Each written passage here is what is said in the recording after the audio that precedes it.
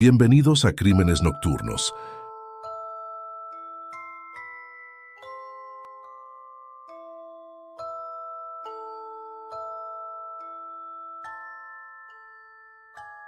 Durante casi un mes entero, el césped impecable de la residencia Smith en el condado de Lexington, Carolina del Sur, se convirtió en un terreno pisoteado bajo el ir y venir constante de los pesados zapatos de los agentes de policía.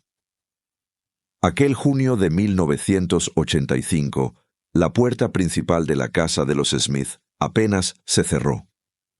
Cada golpe de los zapatos elegantes pero firmes de los agentes del FBI resonaba sobre el suelo de acero de la vivienda de Bob Smith. En una entrevista, Bob Smith compartió sus sentimientos al respecto. Por primera vez en mi vida, como padre y protector de mi hogar, me sentí impotente. Mi casa ya no estaba bajo mi control. En medio de una operación policial cuidadosamente coordinada, la línea telefónica de la familia fue cortada.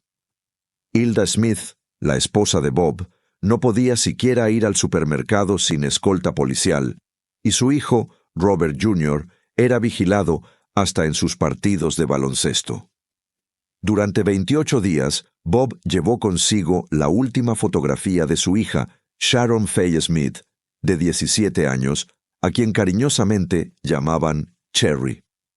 La sonrisa radiante de Sharon reflejaba a la perfección su personalidad vibrante y alegre. Ese mismo año había sido elegida la estudiante más ingeniosa de su clase, un reconocimiento que capturaba su esencia. Estaba a punto de celebrar su graduación de la escuela secundaria, un evento que debía ser motivo de alegría y celebración. Sin embargo, lo que debía ser una fiesta se transformó en una oscura y desesperada búsqueda tras su secuestro. La comunidad se movilizó rápidamente para apoyar a la familia Smith. Cientos de voluntarios se sumaron a la búsqueda del secuestrador. Sin embargo, incluso tras ser identificado, el criminal continuó atormentando a la familia. Sus llamadas telefónicas no eran para negociar un rescate, sino para sembrar dolor y angustia en sus corazones. Del otro lado de la línea, el secuestrador describía con frialdad sus actos de crueldad, mientras la familia Smith enfrentaba su maldad con un amor inquebrantable por Sharon. Incluso en las circunstancias más difíciles, Sharon no permitió que el criminal quebrantara su espíritu. En el caso de hoy, conoceremos una historia que quizá nadie de los presentes esté preparado para escuchar.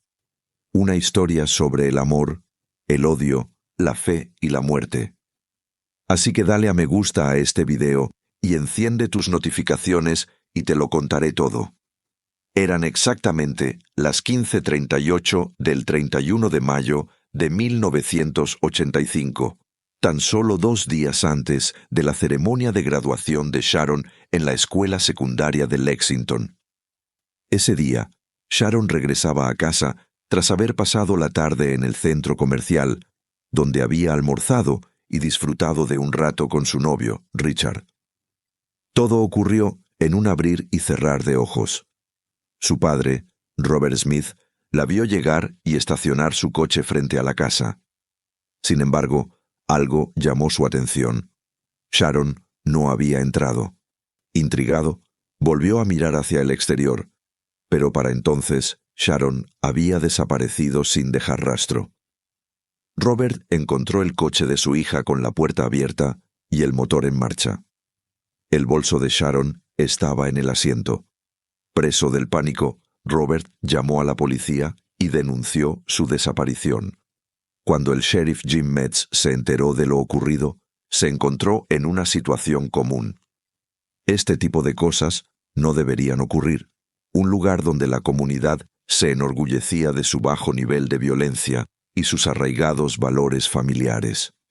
Aunque Jim se sentía incrédulo, sabía que lo que había ocurrido podía ser el principio de algo sobre lo que ya había leído mucho en el periódico. Así que, sin perder tiempo, organizó una gran persecución del sospechoso. El sheriff no escatimó recursos para ponerse en contacto con los organismos estatales y los de los condados vecinos para que le ayudaran. Al caer la noche, más de 1000 voluntarios civiles se habían unido a la búsqueda. Mientras tanto, Robert Smith realizaba un emotivo llamamiento público, implorando al secuestrador que devolviera a Sharon sana y salva. En la noche del 31 de mayo, las súplicas de Robert fueron respondidas por una llamada telefónica. Un hombre, con la voz distorsionada y deliberadamente camuflada, aseguraba tener a Sharon bajo su control. Para que sepas que esto no es un engaño, puedo decirte que Sharon llevaba un bañador negro con amarillo debajo de su camisa y pantalones cortos. Estas fueron las palabras del desconocido, quien, lamentablemente, decía la verdad. La madre de la niña, Hilda Smith, no pudo contenerse y le pidió que la devolviera. Sharon padecía diabetes y necesitaba tomar sus dosis diarias de comida, agua y medicamentos. El hombre al otro lado de la línea no mostró la más mínima emoción al hablar, pero les informó que pronto recibirían una carta.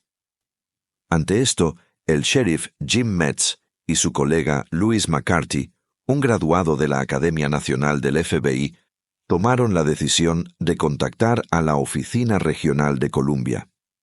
Además, solicitaron la intervención de la unidad dirigida por el reconocido experto en perfiles criminales, John Douglas. El FBI se dio cuenta rápidamente de que el criminal era sofisticado y extremadamente peligroso y de que la vida de Sharon corría peligro.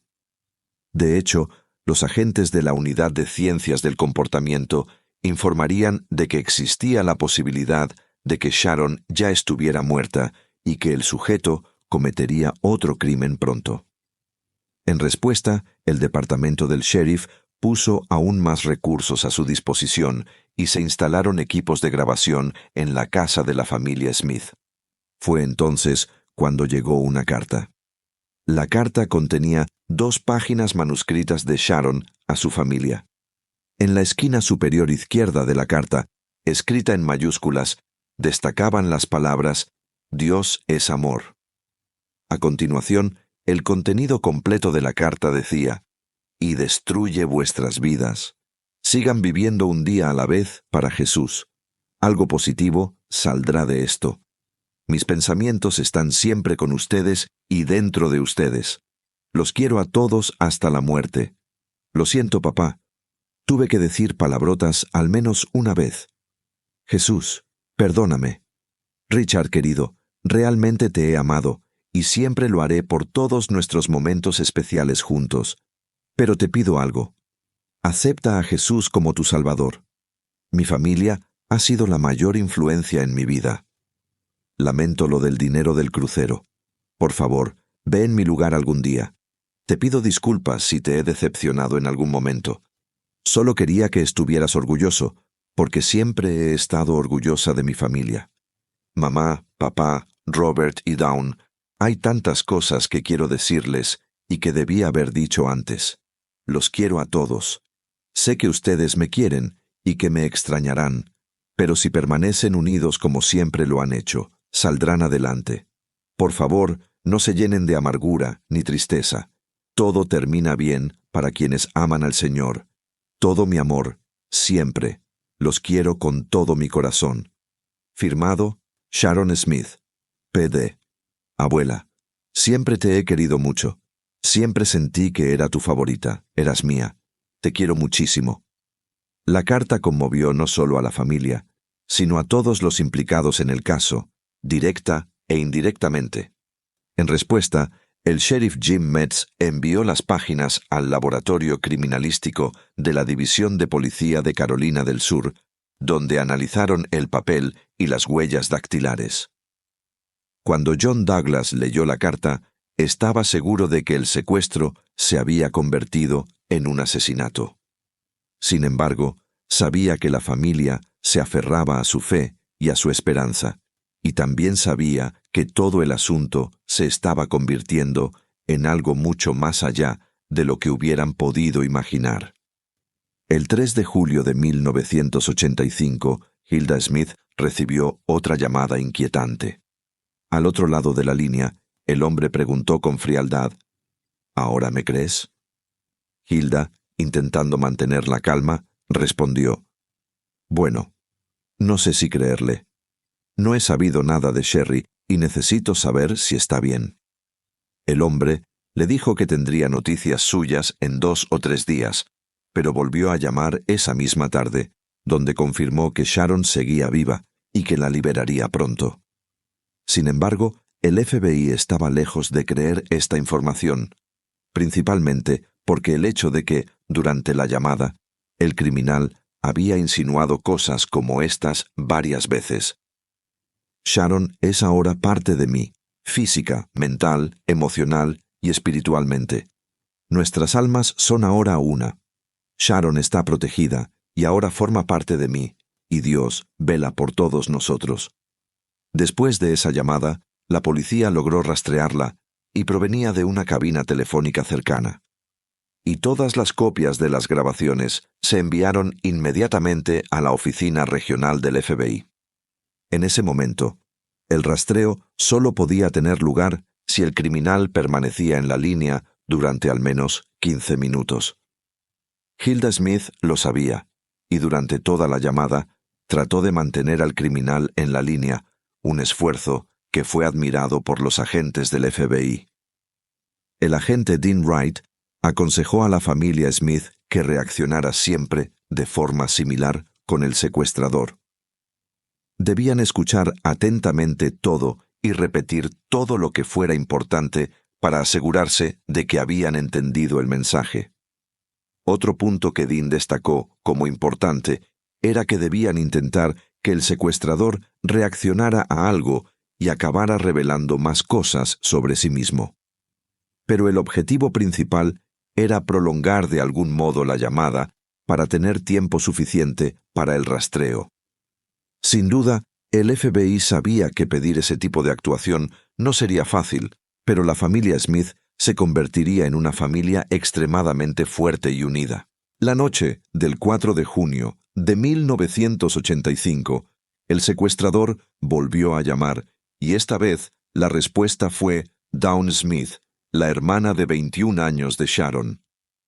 En la línea, empezó a darle detalles sobre el secuestro. El secuestrador le informó de que se había acercado a Sharon de forma amistosa. Dijo que le había hecho unas fotos de ella y luego la obligó a entrar en su coche a punta de pistola. Por la llamada telefónica, tanto Dawn como el FBI se dieron cuenta de que parecía estar algo arrepentido de cómo las cosas se le habían ido de las manos. Correcto, a las 4:58 de la mañana. No, espere, lo siento. A las 3:10 de la mañana, el sábado 1 de junio, ella escribió a mano el texto que usted recibió. Y a las 4:58 de la mañana, ese mismo día, nos convertimos en una sola alma. En ese momento, Dawn repitió lo de convertirnos en una sola alma y le preguntó qué significaba eso. No entró en más detalles, pero dijo que vendrían bendiciones. Al día siguiente, el secuestrador volvió a llamar y de forma directa dijo simplemente, escuche con atención, toma la autopista 378 hacia el oeste hasta la rotonda. Tome la salida próspera, siga durante 2,5 kilómetros y gire a la derecha en la señal que dice Mouse Lodger 103. Siga 400 metros. Gire a la izquierda en el edificio con los marcos blancos, vaya al patio trasero y le estaremos esperando a 2 metros. Dios nos ha elegido. Una vez escuchada la grabación por el sheriff Jim Metz, siguió cada uno de los puntos que conducían directamente al cuerpo de Sharon. El informe del forense reveló que Sharon llevaba varios días muerta. Según John Douglas y su equipo, estaban convencidos de que el asesino la había matado a las 4:58 de la mañana del 1 de junio.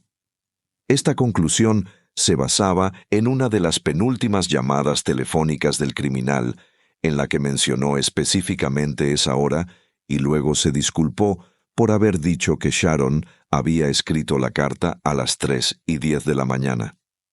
Esto sugería que la joven fue asesinada pocas horas después de redactar sus últimas palabras. El avanzado estado de descomposición del cuerpo impidió al forense determinar la causa exacta de la muerte o si Sharon había sido agredida sexualmente. Sin embargo, todos temían lo peor. Lo que estaba claro era que esta era la primera muerte confirmada, y el asesino seguía en libertad. Aunque la situación era aterradora, la policía no podía permitirse lamentarse. Debían continuar con la búsqueda, y en este punto tenían una idea clara del tipo de criminal al que se enfrentaban.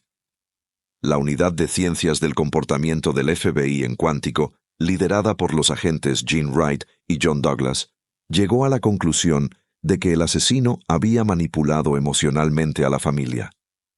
Les vendió la esperanza de que Sharon regresaría, solo para ganar tiempo mientras las pruebas forenses se deterioraban. En el rostro y el cabello de Sharon se encontraron restos de cinta adhesiva que había sido retirada, un detalle que indicaba una planificación meticulosa y un alto nivel de precaución por parte del criminal. Este comportamiento no era típico de un delincuente primerizo, lo que sugería que el autor era alguien con experiencia, inteligencia y probablemente mayor de lo que normalmente se piensa en casos de secuestradores. Además, el hecho de que el secuestro se hubiera llevado a cabo a plena luz del día reflejaba un nivel significativo de audacia y sofisticación. A partir de estos detalles, John Douglas elaboró un perfil del criminal. Según este perfil, el autor era un hombre que pronto contraería matrimonio, pero cuya relación sería breve y problemática. Por el momento, vivía solo o con sus padres. Se esperaba que el asesino tuviera antecedentes penales, posiblemente relacionados con agresiones a mujeres o al menos con llamadas telefónicas obscenas. Si había cometido asesinatos antes, probablemente fueron contra niños o chicas jóvenes. A diferencia de otros asesinos seriales, este criminal no atacaría a prostitutas, ya que las intimidaría demasiado. Las instrucciones precisas y la corrección sobre la hora en sus llamadas revelaban otros aspectos importantes. Las indicaciones que había dado fueron cuidadosamente pensadas y redactadas, lo que indicaba que había vuelto al lugar varias veces para medir distancias con exactitud. Además, cuando llamó a la familia Smith, parecía estar leyendo un guión, consciente de que debía transmitir su mensaje y colgar rápidamente. En varias ocasiones, durante sus llamadas, se interrumpió y tuvo que empezar de nuevo. Fuera quien fuera, se trataba de una persona rígida, ordenada, meticulosa y obsesivamente detallista. John Douglas concluyó que el asesino era alguien que sentía un profundo desprecio por el mundo, pero al mismo tiempo estaba en constante conflicto con su propia inseguridad y con un sentimiento de inadecuación. El FBI sabía que el criminal probablemente conocía bien la zona y podía regresar al lugar donde había enterrado a Sharon cuando lo deseara. Además, la unidad de análisis de señales de la sección de ingeniería del FBI determinó que la distorsión de voz utilizada en el teléfono fue realizada mediante un dispositivo de control de velocidad variable. Con este hallazgo, se enviaron mensajes a las oficinas regionales de productos que pudieran haber vendido ese tipo de dispositivo. Esta revelación sugirió que el delincuente tenía amplios conocimientos en electrónica y probablemente trabajaba en mantenimiento eléctrico o construcción. A medida que avanzaba la investigación, Robert Smith tuvo que enfrentar otra llamada del asesino de su hija. En esta llamada, el criminal decía que se entregaría y pedía perdón a los Smith. Sin embargo, comenzó a confundir a Sharon con Dawn, lo que para los agentes indicaba que el asesino empezaba a obsesionarse con la hermana de su primera víctima. Ese mismo día, el criminal contactó al periodista Charlie Keyes, pidiéndole que actuara como intermediario, ya que estaba considerando suicidarse. Durante la llamada, afirmó ser amigo de la familia Smith. En respuesta, John Douglas llamó a Charlie para explicarle que lo que el asesino realmente quería era que los Smith lo comprendieran y simpatizaran con él, una actitud que John describió como narcisista. La noche del funeral de Sharon, el secuestrador volvió a llamar. Pidió a la operadora que le informara a la familia que era una llamada a cobro revertido de Sharon. Dawn respondió al teléfono y tuvo que escuchar los detalles del asesinato de su hermana. A las 4:58 de la mañana hablamos de todo y ella eligió la hora. Me dijo que estaba lista para irse, que Dios la recibiría como un ángel, dijo el criminal. Dawn, en estado de shock, le rogó que se entregara a la policía y a Dios, y que no se suicidara. Sin embargo, 2 semanas después del inicio de este horror, Deborah May Helmick, una niña de 9 años, fue secuestrada en el patio trasero frente a la caravana de sus padres, en el condado de Richland, a unas 25 millas de la casa de los Smith. El padre de Deborah estaba a solo unos 6 metros de distancia cuando un vecino fue testigo del secuestro. El secuestrador estacionó su vehículo, se acercó a Deborah, conversó brevemente con ella, la tomó por la fuerza, la arrastró hasta su coche y se marchó rápidamente. Tanto el padre de la niña como el vecino salieron disparados en el coche del vecino para seguir al secuestrador, pero pronto lo perdieron de vista. Cuando el sheriff Jim Metz se enteró de lo sucedido, notó inmediatamente que Deborah, con su cabello rubio y ojos azules, se parecía mucho a Sharon. Ante esto, organizó una nueva persecución masiva para dar con el secuestrador. Louis McCarthy, quien había estado trabajando en el caso, recogió toda la información relevante y viajó personalmente a Quantico, donde se uniría a la Unidad de Ciencias del Comportamiento del FBI para seguir investigando. La unidad del FBI llegó a la conclusión de que el asesino probablemente era blanco, ya que ambas víctimas lo eran. También señalaron que era inusual que este tipo de crímenes cruzaran líneas raciales. A partir del secuestro de Deborah, el FBI alertó de que el criminal probablemente se volvería aún más compulsivo y les aconsejó buscar sospechosos con sobrepeso, ya que el asesino mostraba signos de tener una mala imagen de sí mismo. Además, el FBI les dijo que las personas cercanas al criminal podrían notar cambios en él, como pérdida de peso, alcoholismo o que había dejado de afeitarse, y que estaría ansioso por hablar sobre los crímenes. John Douglas añadió que, dado que no había encontrado una víctima que se pareciera a Sharon, probablemente había terminado apuntando a Deborah, quien era más accesible. Sin embargo, el criminal probablemente sentiría algo de arrepentimiento por haberla elegido, y no sería probable que contactara a la familia de la nueva víctima. Con una extensa lista de características y conclusiones sobre el criminal, McCarthy regresó a Columbia, Carolina del Sur, y le dijo al sheriff Jim Metz: «Ya conozco al hombre, ahora solo tenemos que averiguar su nombre». Mientras la búsqueda continuaba en la zona, John Douglas fue enviado a Columbia por el sheriff Metz, quien quería tener su ayuda constantemente.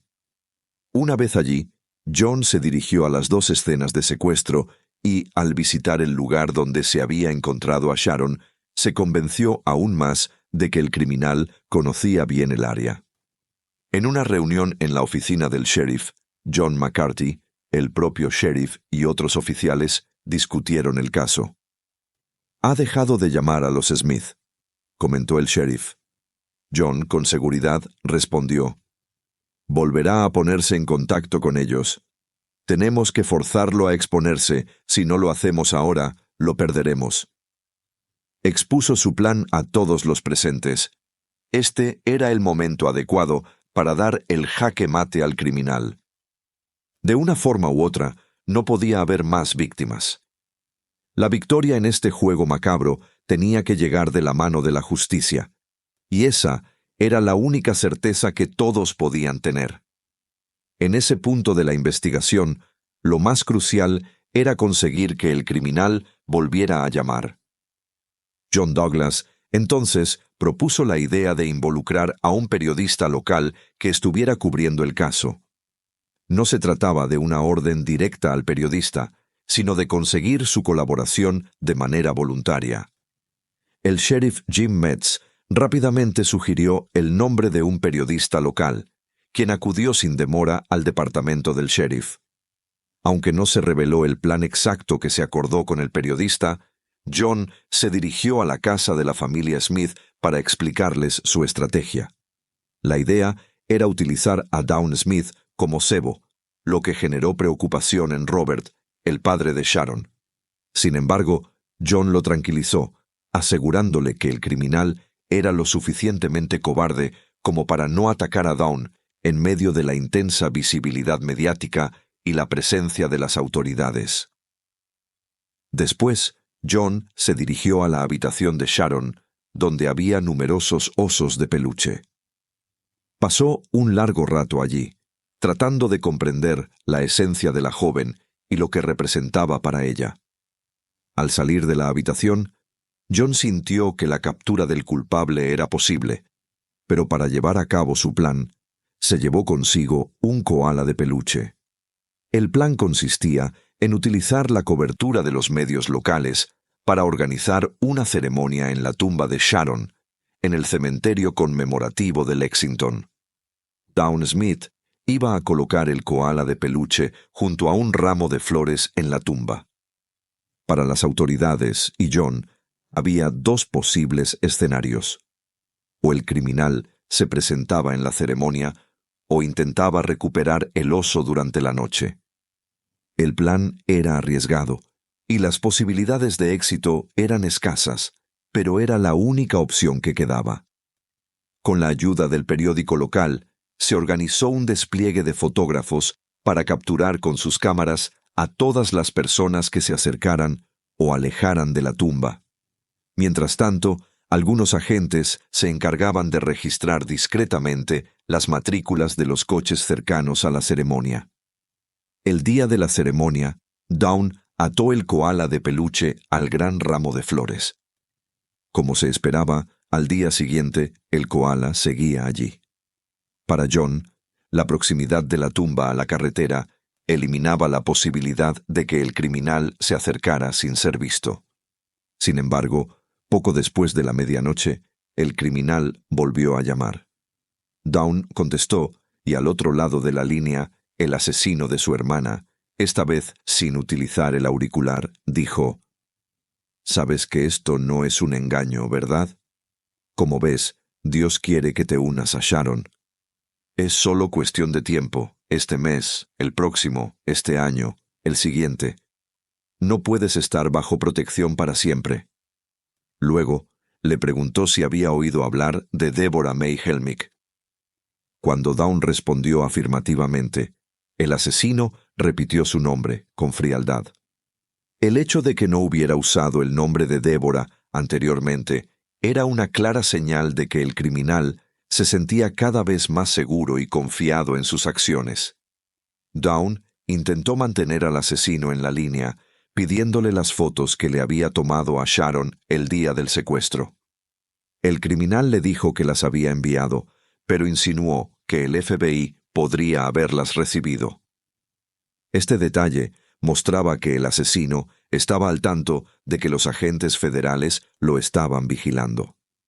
Tristemente, ese mismo día se encontró el cadáver de Deborah.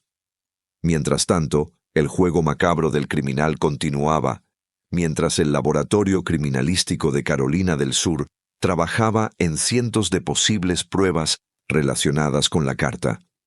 Finalmente, mediante el uso de un dispositivo capaz de detectar huellas microscópicas en el papel, se descubrió que sobre la carta se había colocado una lista de la compra.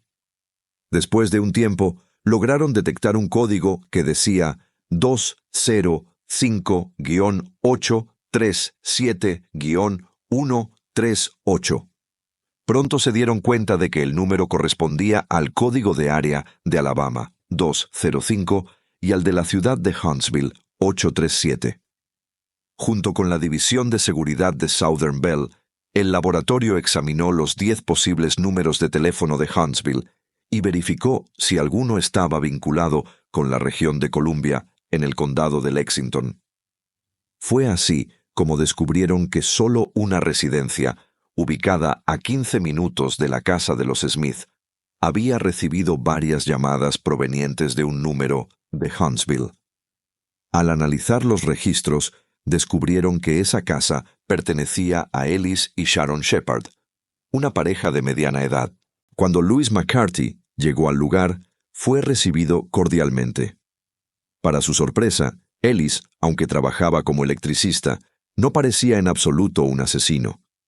Desafortunadamente, nada encajaba con el perfil que habían elaborado. Sin embargo, cuando la pareja le dijo que había estado fuera de la ciudad durante los asesinatos, Louis preguntó si conocían a alguien que coincidiera con el perfil de los sospechosos. Al describirles el perfil, Ellis y Sharon se miraron rápidamente, y Louis se dio cuenta de que conocían al criminal. En ese momento, los Shepard le dieron el nombre que confirmaría sus sospechas. Debe ser Larry Jim Bell, coincidieron ambos. A continuación, le contaron todo lo que sabían sobre Larry. Según la información que tenían, Larry tenía unos 37 años, se había divorciado en 1976 y vivía con su hijo, quien estaba con su exesposa. Ellis mencionó que Larry trabajaba como ayudante, llevando cables eléctricos a las casas de la zona y realizando otros trabajos esporádicos. La pareja también informó que Larry había cuidado de su casa mientras ellos estaban fuera y lo describieron como meticuloso y organizado. Sharon Shepard recordó que, cuando Larry los recogió en el aeropuerto, no paraba de hablar sobre los asesinatos. En ese momento, notaron que Larry había perdido peso, no se había afeitado y parecía muy nervioso. Cuando Louis le preguntó a Ellis si tenía un arma en casa, él respondió que sí, un revólver del calibre .38, que mantenía guardado. Sin embargo, al buscarlo, descubrieron que el arma no estaba en su lugar. En su lugar, encontraron el revólver debajo del colchón de la cama donde dormía Larry, y estaba claro que había sido utilizado recientemente. Con las pruebas acumulándose, Louis decidió mostrar la grabación de voz del criminal a los Shepard en el departamento del sheriff. Sin dudarlo, ambos confirmaron que la voz era de Larry Gene Bell. Cuando John Douglas recibió la noticia, todo apuntaba a que las pruebas coincidían con el perfil del criminal que habían estado persiguiendo. Al analizar las fotos tomadas el día de la ceremonia, encontraron una en la que se veía el coche de Larry en una carretera cercana al cementerio. El plan final era detenerlo tan pronto como saliera a trabajar a la mañana siguiente, aunque sabían que sería difícil obtener una confesión de él. Dado que Carolina del Sur aún tenía la pena de muerte en ese momento, Larry probablemente era lo suficientemente inteligente como para permanecer en silencio y al menos ser arrestado por abuso. Antes de proceder con su arresto, John Douglas sugirió que se estableciera un cuartel general para la fuerza de tarea del caso en un remolque ubicado detrás del departamento del sheriff, que algunos policías usaban como oficina auxiliar. El objetivo era intimidar a Larry y hacerle sentir que no podía escapar. A la mañana siguiente, Larry Gene Bell fue arrestado cuando salía de la casa de sus padres para ir a trabajar. El sheriff Jim Madison le leyó sus derechos, pero Larry los negó y afirmó que hablaría con los investigadores. Esa mañana fue sometido a un intenso interrogatorio mientras el resto de los agentes registraban su casa bajo una orden judicial. En su dormitorio, los oficiales se sorprendieron por el nivel de organización. En su escritorio, encontraron notas meticulosas sobre cómo llegar a la casa de sus padres, similares a las que había usado para detallar la ubicación de los cadáveres. También hallaron revistas pornográficas y algunos mechones de cabello en la cama de Larry, que al ser analizados resultaron ser de Sharon Smith. Cuando se difundió la foto de Larry, el vecino que había seguido al secuestrador el día del rapto de Deborah May Helmig lo identificó rápidamente. Además, se descubrió que en 1970 Larry se alistó en los Marines, pero fue dado de baja. Posteriormente, regresó a Carolina del Sur, donde trabajó como guardia en el Departamento Correccional durante un mes. En 1971 se casó y tuvo un hijo, y al año siguiente se mudó con su familia a Rock Hill. 4 años más tarde, con 26 años, intentó secuestrar a una mujer casada a punta de cuchillo. Para evitar ser arrestado, Larry aceptó participar en un programa de asesoramiento psiquiátrico, pero lo abandonó antes de completar la tercera sesión. En 1976 se divorció y su vida pareció caer en una espiral descendente. 5 meses después, intentó obligar a un universitario a subirse a su coche con una pistola en la mano, pero fracasó. Como consecuencia, fue condenado a 5 años de prisión, pero fue liberado bajo libertad condicional antes de cumplir 2 años. Durante su libertad condicional, hizo alrededor de 80 llamadas obscenas a una niña de 10 años, lo que resultó en más tiempo de libertad condicional. Sin embargo, cuando fue interrogado en el remolque de la fuerza de tarea, Larry negó su implicación en los asesinatos, aunque admitió que sentía un interés en ellos. Más tarde, el fiscal del distrito, Dom Myers, decidió trasladarlo a la oficina del sheriff donde estaba John Douglas. Allí le dijeron: ¿sabes quiénes son estos tipos? Son del FBI. Han elaborado un perfil y tú encajas perfectamente. Ahora quieren hablar contigo un rato. Esta declaración sorprendió incluso a John, quien no esperaba encontrar a un criminal como Larry Jim Bell. En ese momento, John Douglas le explicó a Larry su trabajo y mostró una cierta comprensión sobre las razones que lo habían llevado a cometer sus crímenes. Al final de la conversación, John le dijo: «El problema para nosotros, Larry, es que cuando llegues a juicio, probablemente tu abogado no querrá que testifiques, no querrán que hables, y nunca tendrás la oportunidad de defenderte. Todo lo que oirán de ti será lo peor, no escucharán nada bueno sobre ti, solo que eres un asesino despiadado». John continuó, diciendo que entendía que personas como él podían atravesar una pesadilla interna tras cometer sus crímenes. Larry estuvo de acuerdo con todo, hasta que John le preguntó si comenzaba a sentir culpabilidad por sus acciones. Larry aceptó, confesando que se sintió mal cuando vio una foto y leyó un artículo en el periódico sobre la familia rezando en el cementerio. Todo lo que sé es que Larry Gene Bell, sentado aquí, no podría haberlo hecho, pero Larry Gene Bell, sí. Swing, dijo Larry, aceptando su responsabilidad de manera incompleta. Ese fue el máximo reconocimiento de culpabilidad que pudieron obtener de él. Sin embargo, Don Myers quería intentar una última estrategia. Decidieron llamar a Hilda Smith. Cuando Hilda y Dawn Smith entraron en la oficina, Larry bajó la cabeza y repitió lo mismo que le había dicho a John. En enero de 1986, Larry Gene Bell fue juzgado en el condado de Berkeley. Durante el juicio, Larry no testificó y se mantuvo en silencio, pero John Douglas actuó como testigo experto, explicando el perfil del asesino y cómo se había formado. Durante gran parte del juicio, Larry continuó escribiendo compulsivamente, un comportamiento que probablemente adoptó durante los crímenes. El jurado tardó solo 47 minutos en declararlo culpable de secuestro y asesinato en primer grado. 4 días después, fue condenado a la silla eléctrica.